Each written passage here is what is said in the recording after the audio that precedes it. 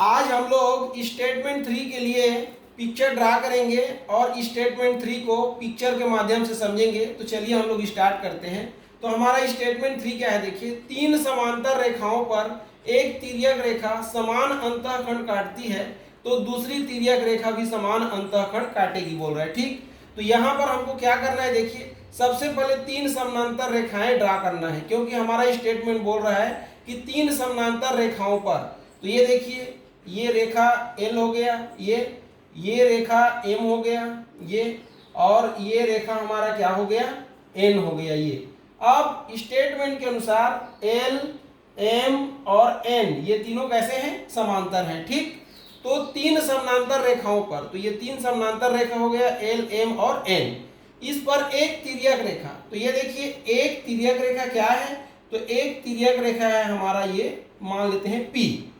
तो ये तिर्यक रेखा P, रेखा L, रेखा M और रेखा N को देखिए, ये बिंदु A, बिंदु B और बिंदु C पर क्या कर रही है, प्रतिच्छेद कर रही है।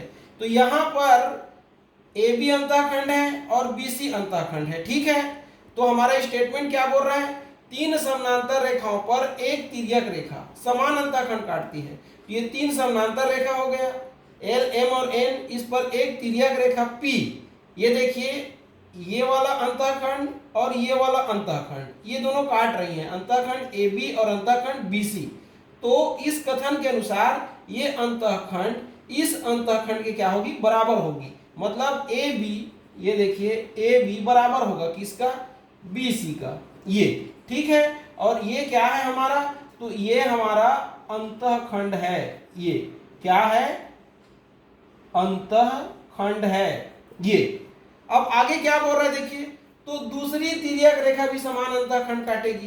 तो अब हमको क्या करना है, एक दूसरी तिर्यक रेखा ड्रा करना है। तो ये देखिए, एक दूसरी तिर्यक रेखा हमने ये ड्रा कर लिया। ये दूसरी तिर्यक रेखा को हम लोग Q नाम दे देते हैं ये, और ये दूसरी तिर्यक रेखा L, M, N को देखो, ये बिंदु और ये बिंदु पर प्रतिच्छेद कर रही है। तो इसको नाम दे देते हैं हम लोग, C के बाद इसको D नाम दे देते हैं, इसको E नाम दे देते हैं और इसको F नाम दे देते हैं। ये देखिए, तो DE और EF ये दो अंतःखंड हैं। तो हमारे कथन के अनुसार ये अंतःखंड भी क्या होंगे, बराबर होंगे। मतलब DE बराबर होगा किसका, EF का। ये ठीक है, ये तिर्यक छेदी रेखा Q के लिए अंतःखंड है। ये भी अंतःखंड है, ये किसके लिए, तिर्यक रेखा Q के लिए। तो यही हमको क्या करना था, प्रूफ करना था। ठीक, अब हम लोग स्टेटमेंट 4 के लिए पिक्चर ड्रा करेंगे और स्टेटमेंट 4 को समझेंगे। तो चलिए स्टार्ट करते हैं। तो हमारा स्टेटमेंट 4 क्या है, देखिए, तीन समांतर रेखाओं पर किसी एक तिर्यक रेखा के द्वारा काटे गए अंतःखंडों का जो अनुपात होता है वही अनुपात अन्य तिर्यक रेखाओं में भी होता है, बोल रहा है। तो चलिए इसके लिए पिक्चर ड्रा करते हैं। तो सबसे पहले स्टेटमेंट क्या बोल रहा है, देखिए, तीन समांतर रेखाओं पर। तो सबसे पहले आप तीन समांतर रेखा खींचिए। ये देखिए, ये L, M और ये N, ये तीन क्या है, समांतर रेखा है। ये देखिए, L समांतर M समांतर N। अब आगे क्या बोल रहे हैं, देखिए, तीन समांतर रेखाओं पर किसी एक तिर्यक रेखा के द्वारा काटे गए। तो एक तिर्यक रेखा मान लेते हैं ये है, ठीक, और इसके द्वारा काटे गए P एक तिर्यक रेखा है, मान लेते हैं ये, और इसके द्वारा काटे गए अंतःखंड देखते हैं। ये देखिए, ये रेखा L, M, N को मान लेते हैं बिंदु A, B और C पर। ये तिर्यक रेखा P क्या कर रही है, प्रतिच्छेद कर रही है। तो यहाँ पर AB और BC क्या है, अंतःखंड है। ठीक, अब देखिए, एक दूसरी तिर्यक रेखा लेते हैं। ये देखिए, ये दूसरी तिर्यक रेखा क्या है हमारा, मान लेते हैं Q है, और ये L, M, N को बिंदु ये और ये तीन बिंदुओं पर काट रहे हैं। मान लेते हैं ये D बिंदु है, ये E बिंदु है, ये, और ये F बिंदु है। तो यहाँ पर देखिए, DE और EF अंतःखंड है। ठीक, अब हम लोग इस स्टेटमेंट के हिसाब से पिक्चर को मैच करते हैं। देखिए, तो हमारा स्टेटमेंट क्या बोल रहा है, देखिए, तीन समानांतर रेखाओं पर किसी एक तिर्यक रेखा के द्वारा काटे गए अंतःखंड। तो L, M, N तीन क्या है, समानांतर रेखाएं हैं, और इस पर एक तिर्यक रेखा P के द्वारा काटे गए अंतःखंड क्या है, ए बी और बी सी। ठीक, तो काटे गए अंतःखंडों का अनुपात, तो इसका अनुपात क्या हो जाएगा, तो इसका अनुपात हो जाएगा, ये देखिए ए बी अनुपात, ये अनुपात का निशान है बी सी।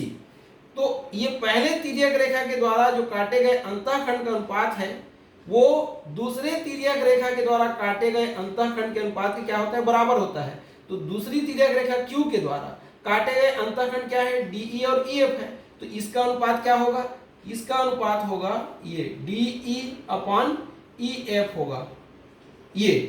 तो ये क्या है, तो ये पहले तिर्यक रेखा के द्वारा काटे गए अंतःखंड का अनुपात है, और ये क्या है, तो ये दूसरे तिर्यक रेखा के द्वारा काटे गए अंतःखंड का अनुपात है। तो ये दोनों आपस में क्या होंगे, बराबर होंगे। ये बोल रहा है कौन, हमारा कथन। तो ऐसे हम लोग कथन को समझते हैं। ठीक,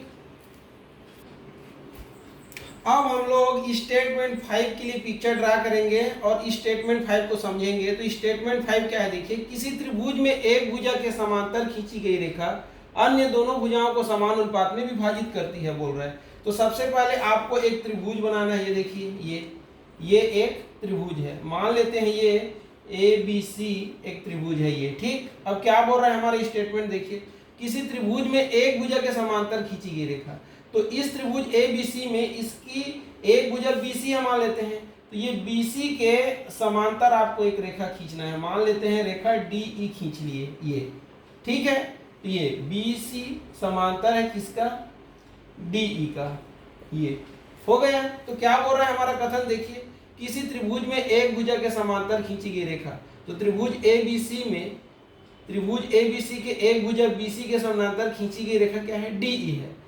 अन्य दोनों भुजाओं को समान अनुपात में क्या करती है, विभाजित करती है। तो अन्य भुजा क्या है, ए बी और ए सी है, तो ये दोनों को समान अनुपात में विभाजित करती है। कहने का मतलब ए डी ये बटे डी बी, ये फर्स्ट अनुपात हो गया, और ए ई बटे ई सी सेकेंड हो गया। ये देखिए ये ए ई बटे ई सी ये सेकेंड हो गया। तो ये दोनों कैसे होते हैं, बोल रहे हैं बराबर होते हैं, बोल रही है। ठीक, तो इस कथन का यही पिक्चर है और ये उसका संबंध है। क्या बोल रहे हैं, देखिए किसी त्रिभुज में एक भुजा के समांतर खींची गई रेखा अन्य दोनों भुजाओं को समान अनुपात में विभाजित करती है। तो ए बी सी एक त्रिभुज है जिसकी एक भुजा बी सी है, जिसके समांतर डी ई रेखा आप खींचे हो। तो ये डी ई रेखा त्रिभुज की दो अन्य भुजा ए बी और ए सी को समान अनुपात में विभाजित करती है। मतलब A D upon D B बराबर होगा किसका, ए ई अपॉन ई सी का। ऐसे अपने को इसको सिद्ध करना है। ठीक।